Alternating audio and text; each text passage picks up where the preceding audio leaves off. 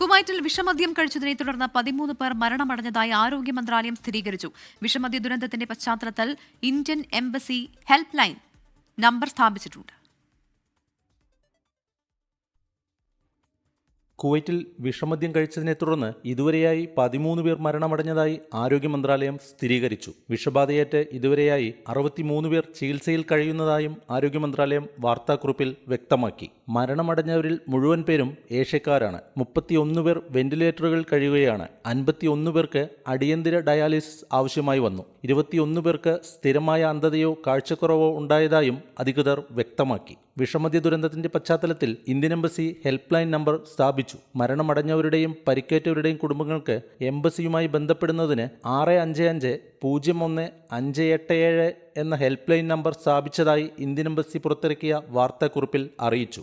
സംഭവം എംബസിയുടെ ശ്രദ്ധയിൽപ്പെട്ടയുടനെ ഇന്ത്യൻ സ്ഥാനപതിയും മറ്റ് എംബസി ഉദ്യോഗസ്ഥരും ബന്ധപ്പെട്ട സർക്കാർ ആശുപത്രികൾ സന്ദർശിച്ച് ആരോഗ്യസ്ഥിതി അന്വേഷിക്കുകയും ശരിയായ ചികിത്സയ്ക്കായി ബന്ധപ്പെട്ട ആശുപത്രികളുമായും കുവൈറ്റ് ആരോഗ്യ മന്ത്രാലയവുമായും നിരന്തരം ബന്ധപ്പെട്ടുവരികയാണെന്നും എംബസി പുറത്തിറക്കിയ വാർത്താക്കുറിപ്പിൽ അറിയിച്ചു.